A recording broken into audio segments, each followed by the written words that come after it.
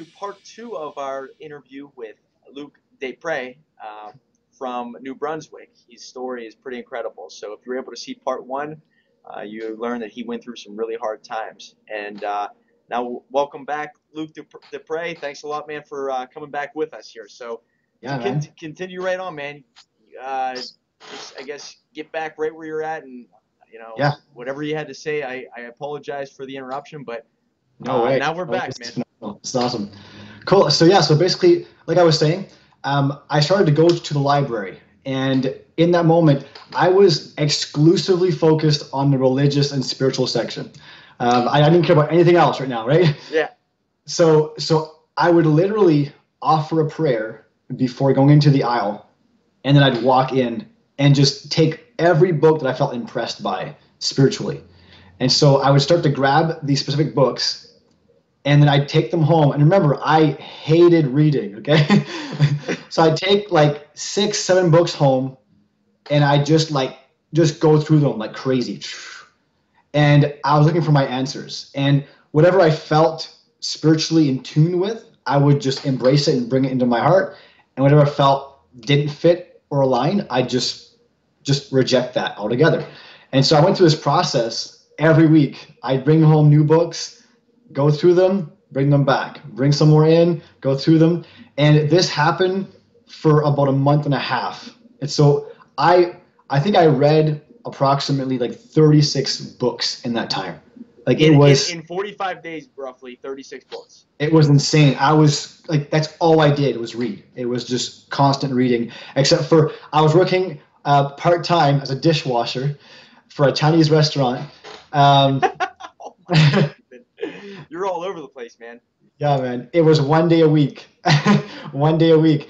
At this point, I'm living with my mom. Actually, I forgot to tell you that part. So my mom, once I started this journey, this spiritual journey, my mom said, you know what? Just come live with me. This way you can just figure out what you want to do with your life. Because where you are right now, it's too stressful. You can't think straight. You're about to lose your house, right? Your apartment anyways. Just come over, live with me, and just figure it out. Okay? My girlfriend then ended up living with my dad's ex-girlfriend. Wow. I'm not sure how that all happened, but anyway, so that's where she was. I was with my mom. My mom lived in this rundown house, and worse off, she lived in the attic of the rundown house at this point. It was so rundown that at night the wind would hit it in a certain way, and the door would fly open. Right, so it should have been condemned, basically. Yeah. And since then, it's been it's been completely flipped and remodeled, which I didn't get a picture before that happened, and I kicked myself for it. I don't know if they had a picture of the house, but anyways, at that time, that's how bad it was. So at night, she'd be sleeping, and so would I, and the door would just fly open, and anyone could just walk in if they wanted to. So it was pretty rugged.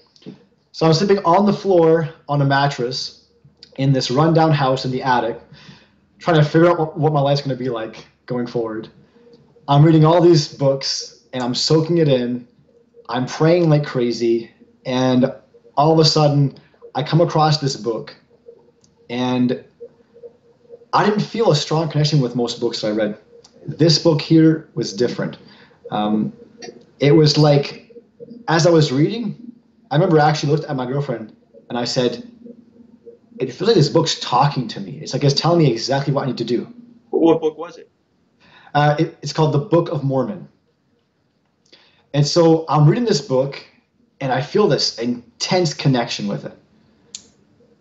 And weirdly enough, I read, I think, maybe like 30 pages, and then just shipped it off with the books like nothing happened. And then what happened is I took about a week and a half off, and then I brought some more books home. And book number 2 out of like 7 books, same exact experience. And these 2 books are actually related. I didn't know that. And so I felt this strong connection. About a week and a half later, I'm walking home. I'm the type of guy who I like to try new things all the time. Okay? And so this week it was a violin. week? But that week there. Oh, that way, okay. So that week there, it was violin. Really strange, but I just felt compelled to do it. So I went. On the way back, I'm walking with my violin in its case, and it had just rained. Cars were passing by. I got splashed, like drenched, like twice. I was pretty upset. I get onto the street where my mom lives, about to get home, and these two guys pull over in their car, roll down the window, and introduce themselves as missionaries. And so, whatever, I was like, okay, so, like, what do you need? And then they asked me a simple question, and when they asked me that question, it hit me hard. Because the question they asked me was specifically related to the two books that I'd had that experience with, that connection with. No other books that I read I had any connection with like that. These two books are actually related to what they were saying. Wow. Specifically. Wow. And so I was like, yeah, I want you to come over to my place, please. Come talk to me. So they come over and they start teaching me their, like, I guess their doctrine, and everything just resonated. It just clicked. And I was like, this is what I've been looking for. And so I asked them, I said, all right. So this was toward the end of our session. I said, so what happens to me after I die?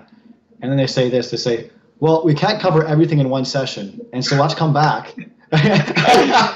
That's a great lead-in right there. Yeah, we'll stop it there. We'll come right back and we'll tell you what happens when you die. Yeah. So these guys definitely knew what they were doing all of a sudden here.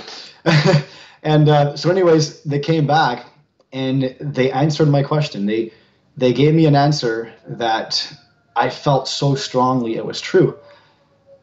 And the funny thing, though, that happened is being with the Catholic religion, basically, you go to church on Sunday, the priest speaks, you listen, and that's kind of where it ended with me anyways. I'm not sure about you, anyone else, but for me, that seemed to be the routine of what I saw people do. It was just like a Sunday thing. You go to church, you listen to the priest, you go home. And if you had questions that were too deep, there was no one to answer those questions. Yeah. Well, it's basically, it's the priest telling you. You try to take what you can from a homily or the readings, and you go on to your thing, right? Exactly. But what they asked, or I guess what they said to me was this: what we just said, don't take our word for it. Go and ask God if it's true. Wow. Huh. That's what they said? That's what they said. And so that night I got on my knees. I'm going to share something with you real quick. When I was a kid, my mom and I always decorated the tree together at Christmas, okay? Every year, and I loved it. When I was about 12 years old, I remember, I guess when I was 4, I got this little baby sleeping angel. It's like super cute, and it just looks so peaceful. Anyways, at 12 years old, I can recall, I was decorating the tree with my mom. I'm like smoking dope.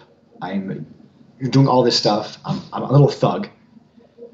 We decorated this tree. I shut off all the lights, and I put my little angel right in the middle, just above a light.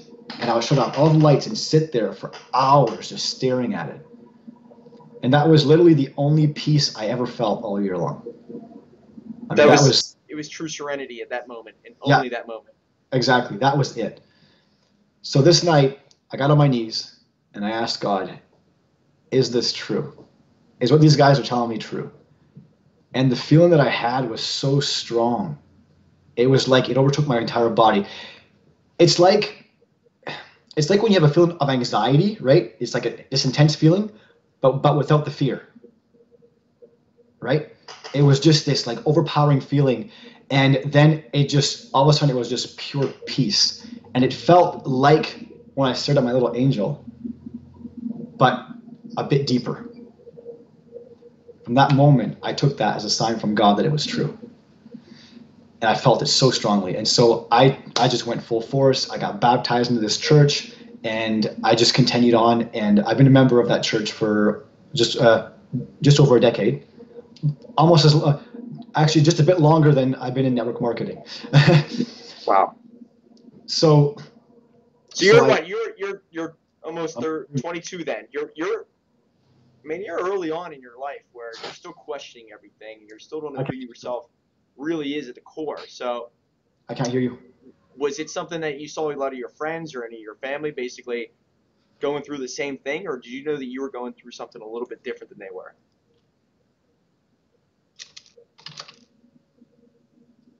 Oh, You all right? dang. Okay. Can you Yeah, hear I me? can hear you. Yeah, it's good. Yeah. So you're 21, 22 at this moment, right? One, yeah, So did you know you were going through something a little bit different than what your friends or your family were going through? You knew you were questioning yourself in a deeper way than the people around you? absolutely. Absolutely. I felt that strongly. I felt the whole way through, I felt like I was being guided. It wasn't like, it wasn't just me searching, it was like me being guided through the Gotcha. process, right? It was just intense. And so, yeah, so basically I got baptized and I felt really good about that. And ever since, basically that year is when I turned to entrepreneurship. So it's okay. So you basically found the spiritual side that you've been seeking your whole life, and that was one piece of the puzzle. Now it was time to get to the next piece, right? Yeah, exactly. So, so now I got baptized in January of 2006, toward the end of January. And in October, I had this friend at this church, okay? And he had just joined network marketing. He was super excited. He was going to be rich, right? And so he wanted to show me what he was doing, and I said, "Dude, it's stupid. Like, what are you doing? Like, it's not going to work." And Network, multi-level marketing. Everybody's been approached by a couple of different people, maybe multiple people in the same year about different yeah, products and services. So there's a stigma to it, obviously, right? exactly. So I was like, "Dude, just seriously, just leave me alone about this." Um, for some reason, this guy would not leave it alone. I mean, he was persistent. And so one night, I still didn't have a car, and so he drove me out to the church for an activity. It was either basketball or volleyball. I'm not sure what it was. So we go there, we have some fun. He drives me back home. We pull into my mom's driveway. He locks his doors. He looks at me and says, "Luke, you are not leaving this car until you hear what I have to say." Wow. I've been in this industry for over a decade. That's a lot of trust in your friend just for him to say that to you, I guess. And That's pretty not, intense. yeah, that's a lot. Over a decade in this industry, I have never seen anyone so persistent at getting someone to listen. Wow. But there's more to it than this.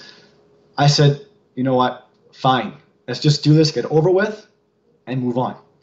So we go upstairs in the attic. We're sitting there at the couch with the coffee table, and he takes out his notepad. He starts drawing circles, right, showing the plan. And so he starts drawing these circles, telling me about how this all works, how we're going to get rich. And now, before he showed me this, I literally, at one point, I was brand new to the whole religion and spirituality and stuff. So the whole sin versus righteousness thing was very fresh in my mind. And so as he was telling me this prior, I literally said the words, "This is of the devil." I'm not kidding. You hated it that much. Yeah, it was too money focused for me. It seemed too money focused. And for me, that seemed wrong. And so I attributed this to the devil. So that's how critical I was. And that too, I had never heard that ever said prior or after me. So he shows me this. By the end of his presentation, and I don't know how he answered all my questions because I had tons, and he was brand new, like a month and a half in. I had no idea how he did this. He answered all my questions on his own. By the end, I said these words, "We're going to be rich." So you became a believer. Yeah. When you were a true doubter, right in the beginning. Yeah. Once the facts were laid out, I said, "This is going to work. We're going to be rich." So what's funny though, and what's strange, and this is where I really believe that network marketing was divinely brought to me. The intensity at which that guy brought this to my attention, he actually quit about a month and a half later. Wow. For something extremely minor that shouldn't have even mattered. And so if someone is so committed to sharing this opportunity, but quits a month and a half later for something that stupid, Yeah, it doesn't make sense, right? it almost seems like I don't know how he was able to portray how much he believed in it. But if anybody who really believes in something, 6 weeks just isn't enough time for me to give up on something. I mean, Exactly. if you really believe in it and it's inside you, truly and fully, then how do you give up on it? So that's crazy that he did. So me looking back, at the time I didn't see this, but looking back, my perception is that God literally went through this man to bring me to that point. Because if I hadn't been introduced to network marketing at that point, I would not be who I am today. I would not be where I am today, guaranteed. Network marketing has been such a massive growth process for me. Like, once you hear what I'm going to say next, you'll see why I say that. All right. Oh yeah, it gets good. So at this point, I get started. I didn't know if I'd have the money right away, but I found a way. I got the money, got started. I think it was like $450 to get started. I had just gotten a job. I think it was 2 weeks prior, and they were holding back a week back time. And so I was able to do it because I had, I was getting my check the next week. And so as soon as my check came in, I was like, I'm in. I worked that business for an entire year. And I mean, I worked that business. I did everything I could to make that work. Toward the beginning of the year, I made a check for $7. Okay. Toward the end of that year. Wait, you made a check. You finally had a revenue coming in. It was for $7. $7. Okay. And that took me about a month and a half. Okay. At the end of the year, I got my second check of $3. All right. Oh man, great things take a lot of time. It's crazy. So this is me busting my butt off for an entire year for $10. But what I learned in that year was worth far more than $10.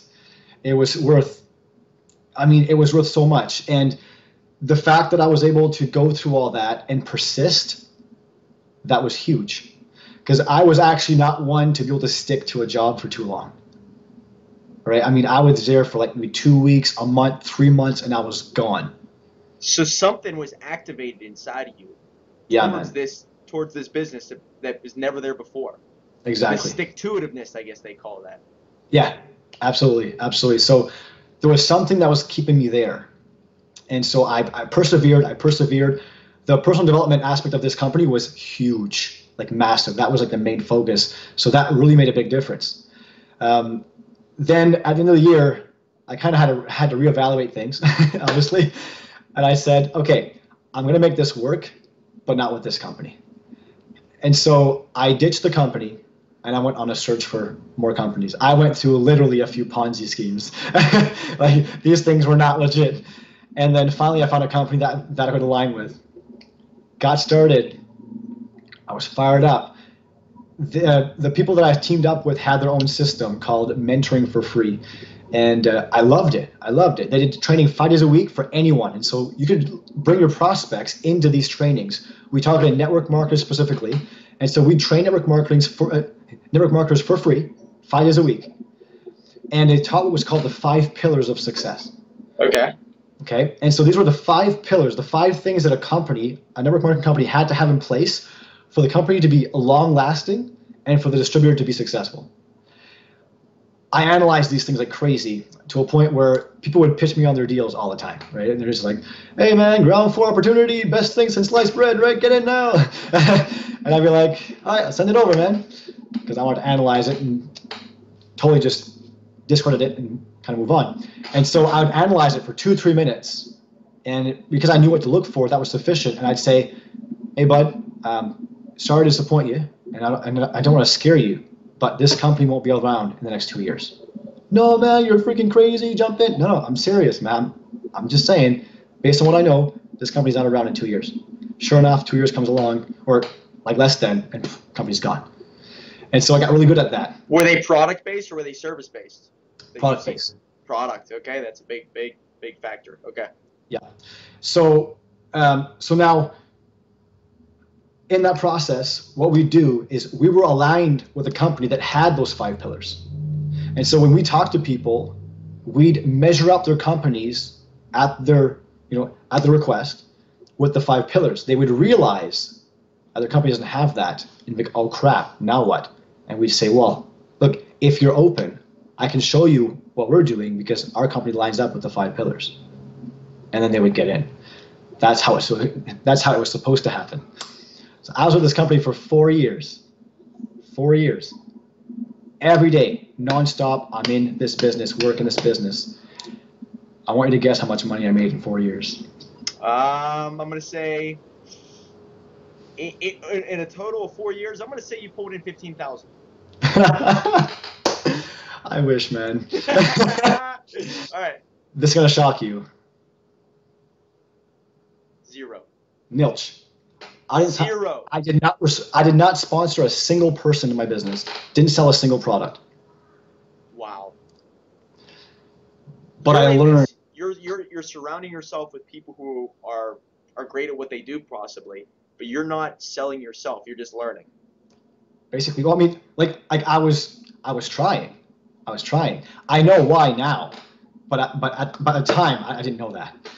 But I was trying. I mean, I was hustling. I was grinding.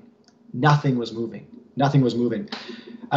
So 4 years in, I learned so much in this process.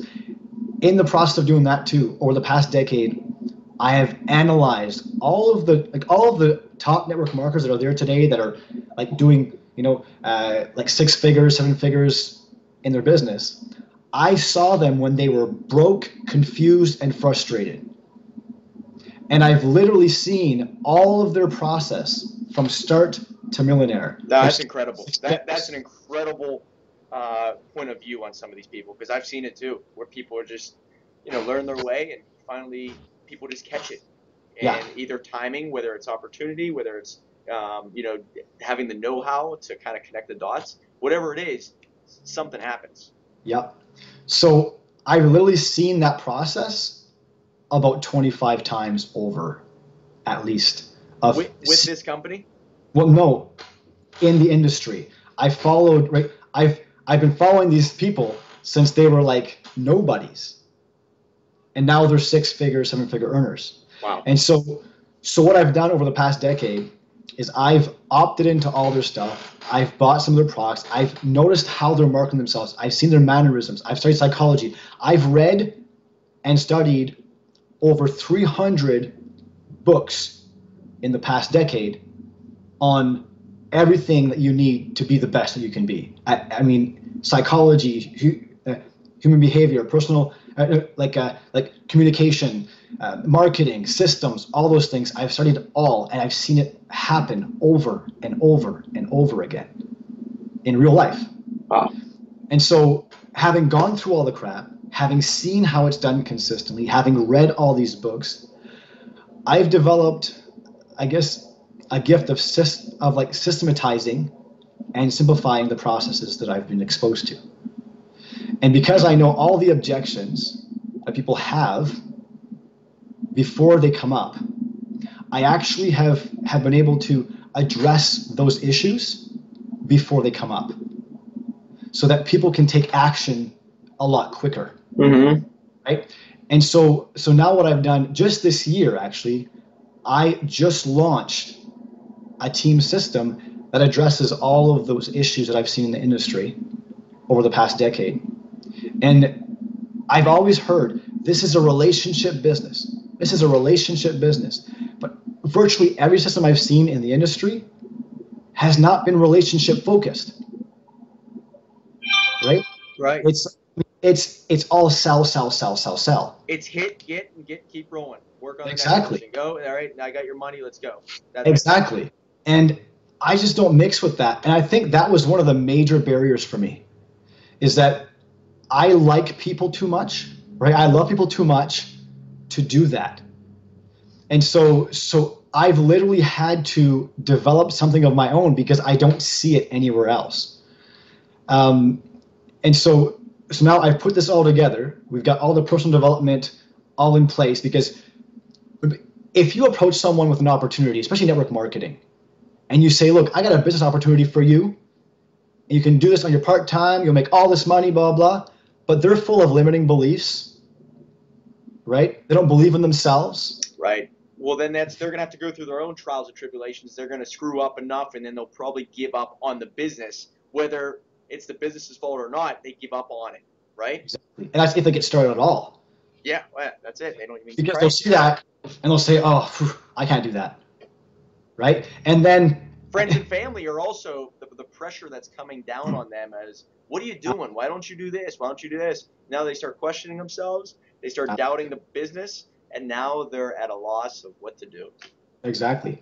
So putting someone in a position of going into a network marketing company without that process of development, support, really development, is just unwise. It's setting people up for failure, because the masses are not programmed for success. But we're going and targeting the masses with an opportunity that requires specific skills, beliefs that will get you to where you want to go. That's amazing. That's a good way to put it, by the way. Right, about the masses.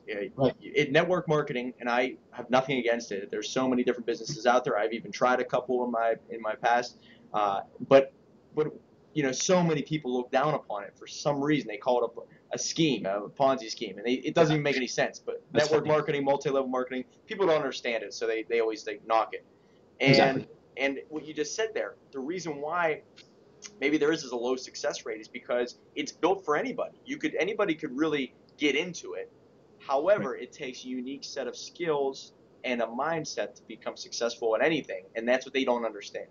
Exactly. So to fix that problem, what I've done is last year I built up basically a personal development platform that offers people that completely free. So what we do is we allow people to come into an environment where we help to build them up. Because if people believed in themselves and knew what the power of network marketing actually was, so combine those two, belief in yourself and the power of network marketing, if those two came together, nobody who has any massive desire, who has a desire for anything massive, would say no to network marketing. I'm telling you right now.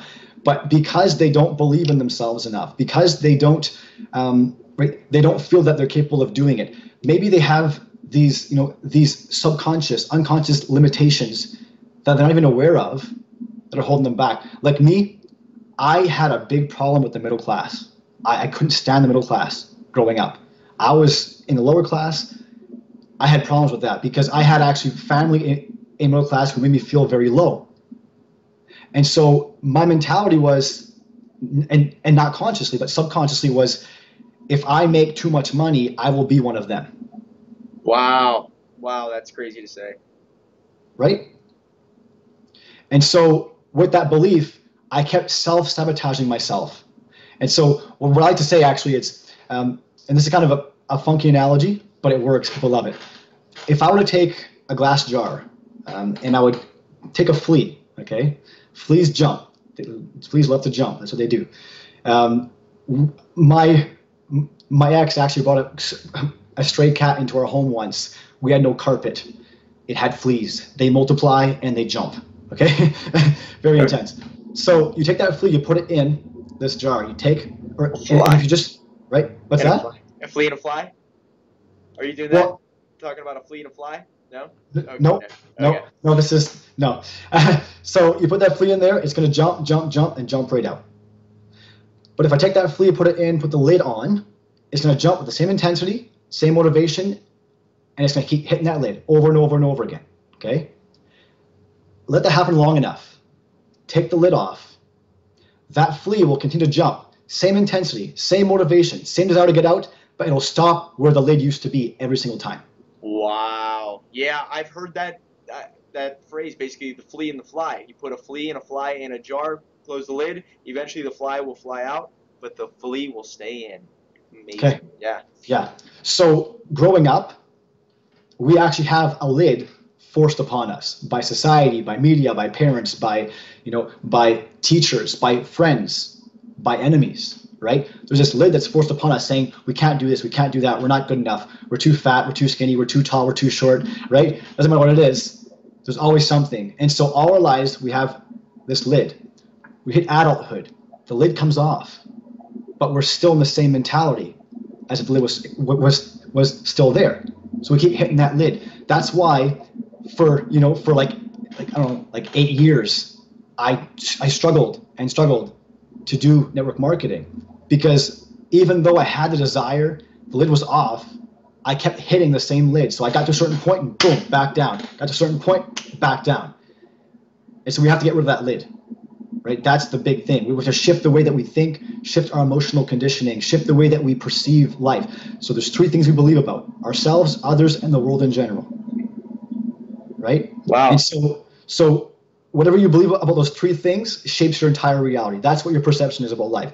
So how I perceive you will make a big difference as to how I act around you. Correct? Right, yeah. And so, but also how I see myself will influence how I act around you. Right? And so what happens is your belief, right? And the best way to tell a belief from a thought is, does the thought generate an emotion? If it does, it's a belief. It's that simple, because beliefs move into, actually move you emotionally, and you act upon emotion. You act upon emotion. So if you're angry, you're feeling angry, right? Right now, if you think of something that makes you angry, you'll feel it. Yeah. Right? Yeah. And that emotion, if you're angry, you'll act out of anger, and that act will produce a result.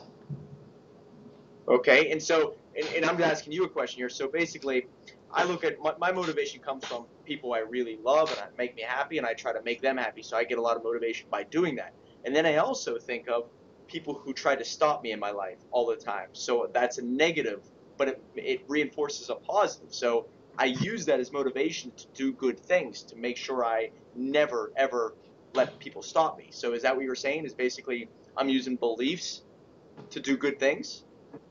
Yes. When it comes to that opposition, right, from people who don't believe in what you're doing, there's an important aspect to that. There's 2 ways we can take that. We can either totally just say, these guys are morons, they don't get it, I'm going to crush them, right? I'll show them what I'm made of, and go that route, right? And if that's the route that you want to go, fine. But here's the thing. The only reason that they don't believe in you in going for that is because they don't believe that they could do what you're about to do. Right, so it's really a reflection of themselves. Exactly. So my goal for me is to replace that resentment with compassion. Right? Wow, okay. I feel bad, right?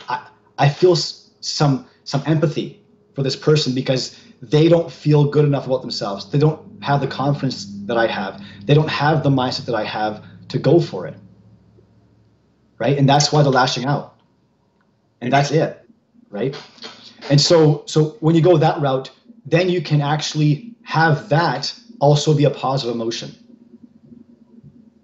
And right? that's another feel good, I guess, feeling really, where it's like you're helping somebody, so therefore it's doing something and it's pulling you in 2 different ways, but you're getting a good result, which is another positivity emotion. Yeah. Okay. Yeah. And it's just, when it comes to beliefs, any negative belief you have, whether conscious or subconscious, is going to affect your life in a negative way, some way, in some area.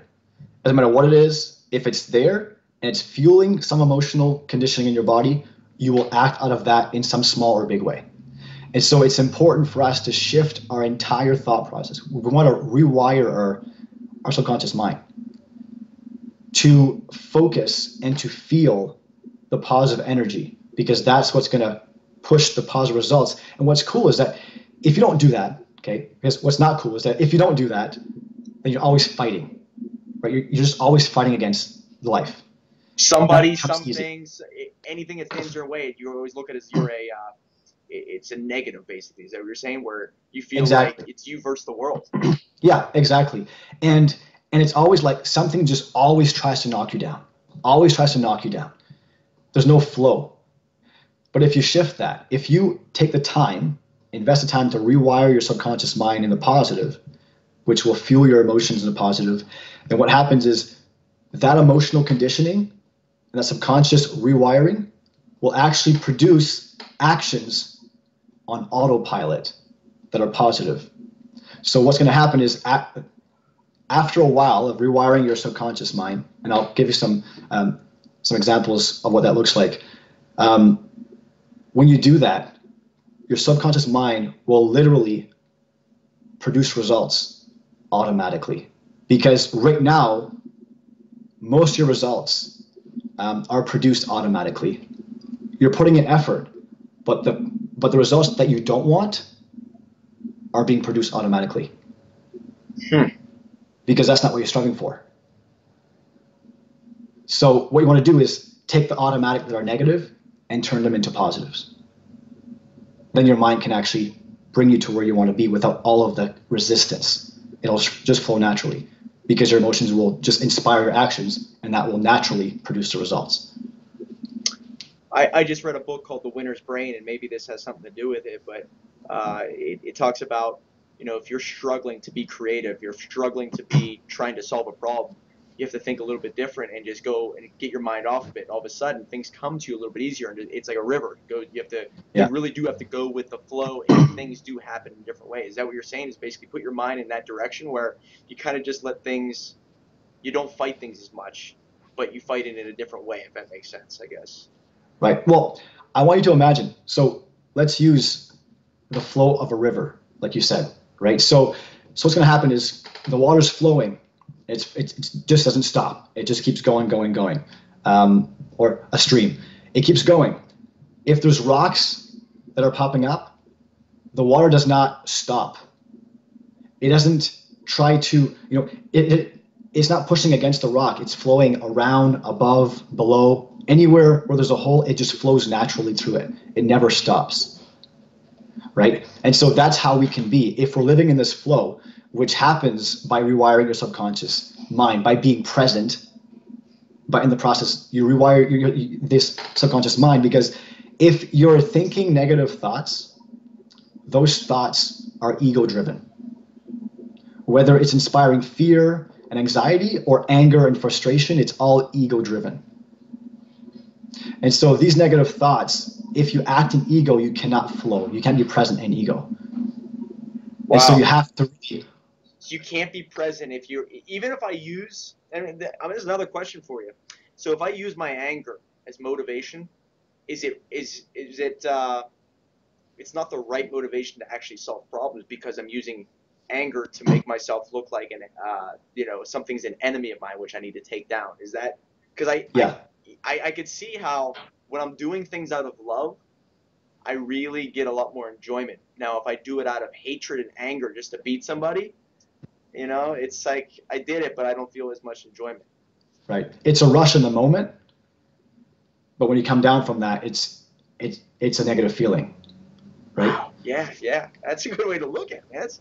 All right. So, okay. So, what do you recommend to people whenever you talk to them and you say, to how do you get them on the right path? How do they flow? Yeah. So this is where those 3 dreams I talked about come in. Right. Those 3 dreams I talked about as a kid. So I'm 3 dreams: the car. Yeah. All right. The baby. Yes. And the house, like your uncle's. Exactly. You got it. Look at you.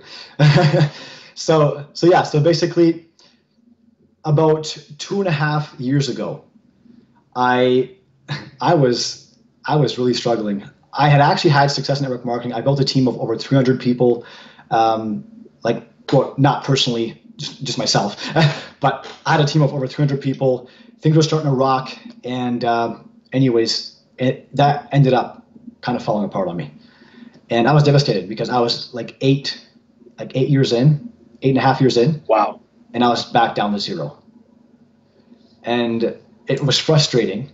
And so I'm at my desk and I'm got my head down, my hands on my head, and I'm saying like what's going on? Like, why can't I do this? Right? I see others doing it. Like, why me? Like, what's wrong with me? And all of a sudden I had this realization. I look up, I look around, and I was like, I have a kid, and she's got a way better life than I've ever had. And the car in my driveway, not planned whatsoever, is the exact color of the car that I wanted as a kid. And the house I live in is either equivalent to or a bit better than my uncle's house. So you're realizing you're living your dream and you're not even giving I yourself didn't, credit for it. I didn't even know. I hadn't realized it. So in this moment, I'm like, I'm living my childhood dream. And so, Wow, yeah, man, that's deep. it boggled my mind. You know, And it's funny so, what you're what, just saying about that, and I always think about it myself. Is like I love the chase. You know, there's always something I'm chasing and trying to achieve, and then you stop to realize, like, you know what, I've made it this far. I should be happy with some certain things, and I am. It's just that there's always something we're chasing, and we realize that, I guess, a little bit too late sometimes. yeah, and that's where it comes. Like, that's where it's so important to enjoy the journey, right? Because the journey is your life. Gotta enjoy the journey. I believe in that wholeheartedly, Yeah. for sure. If you're not, then you're wasting your life away.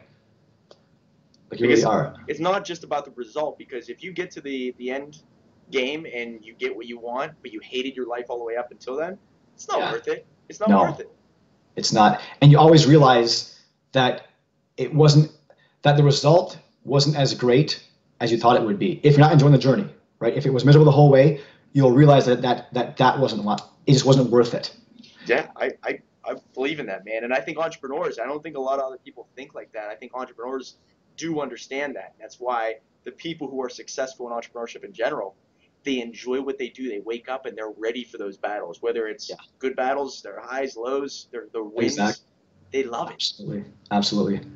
So yeah, so basically I'm there and I realized this. Okay. I'm just living my dream. And next question was how? Like how did this happen?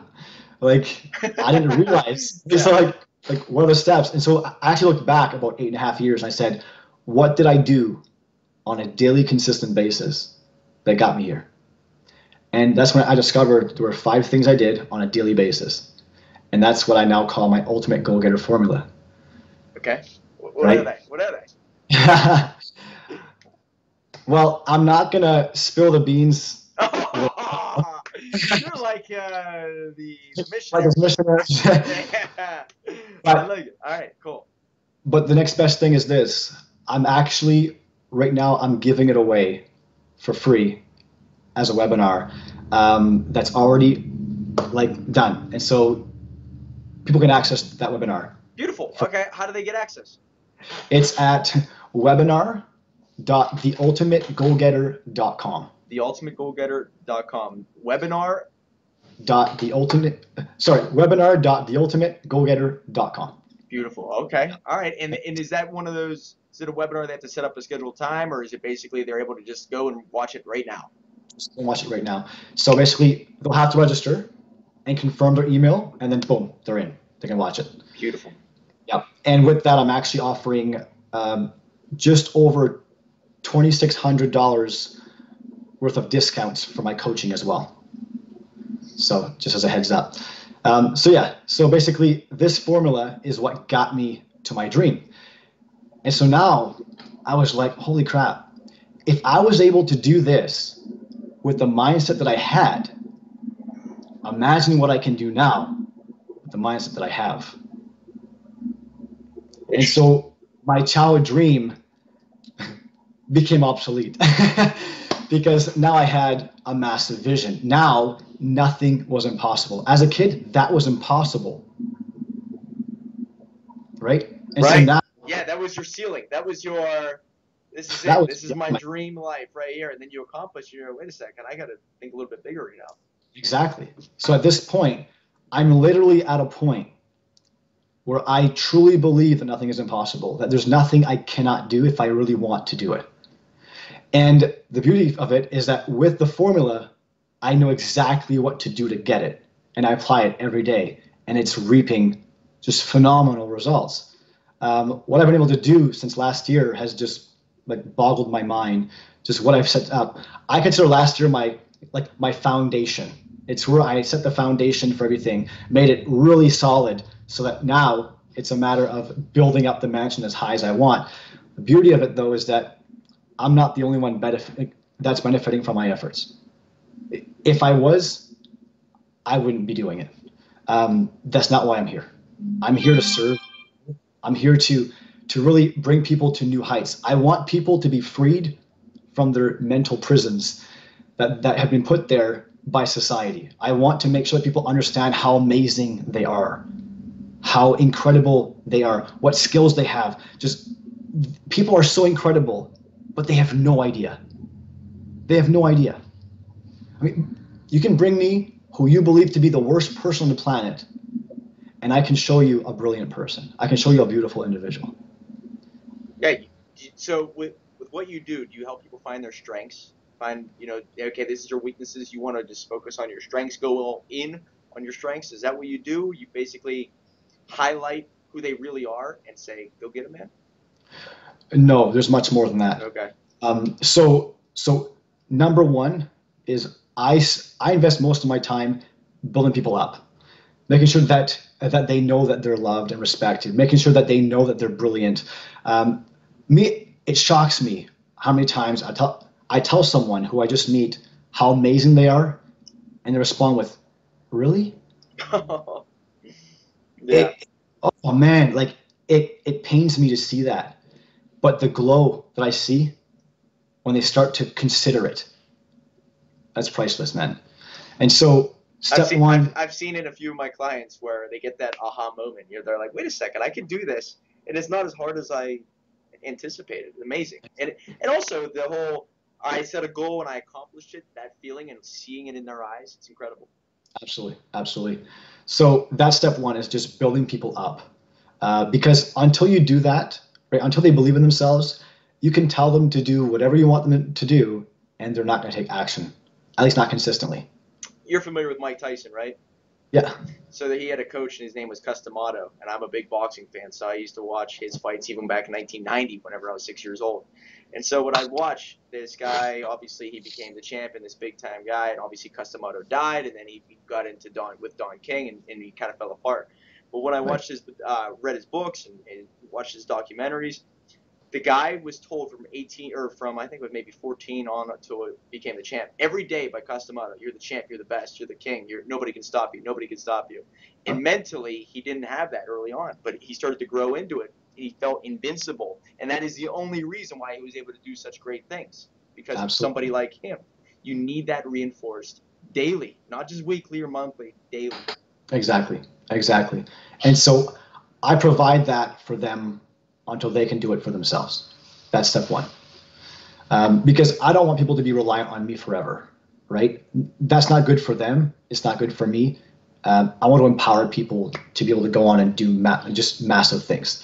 There are some people out there who will create that dependency because they want the paycheck.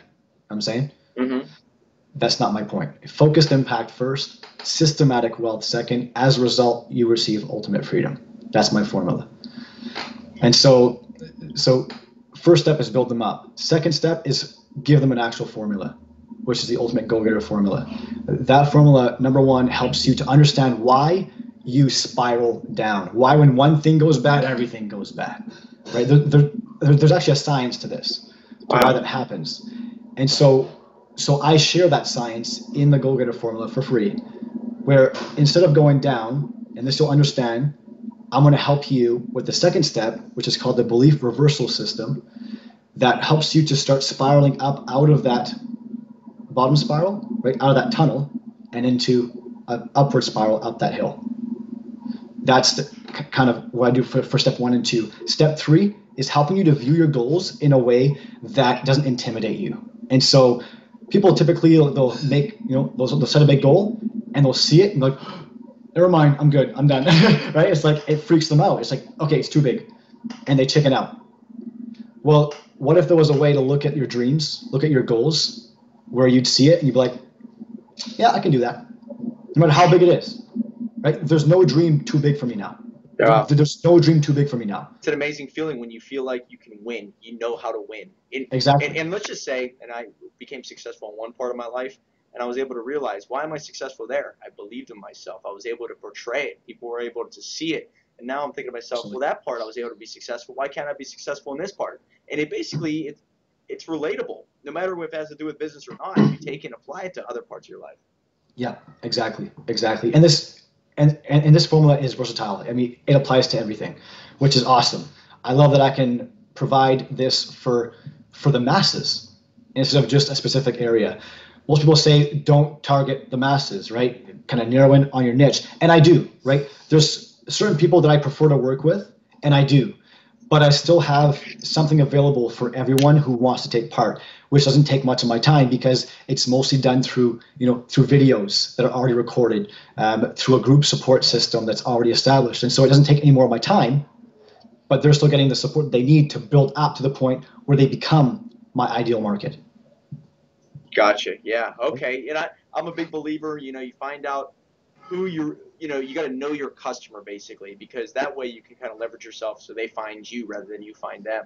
Right. And, you get them to open their eyes, and obviously word of mouth is a big part of small business. So that word Yeah, travels to their friends and family then. exactly. Exactly. Yep. Incredible, man. All right. So And yeah, so, okay. So, I have another meeting here, so we can go on yeah, for hours it's here. And crazy. I Yeah, apologize to hold you up, but I love hearing your stuff here. So, absolutely. before we have to go here, ways for them to reach you. Facebook, Twitter, Instagram. Is there any other things other than your website?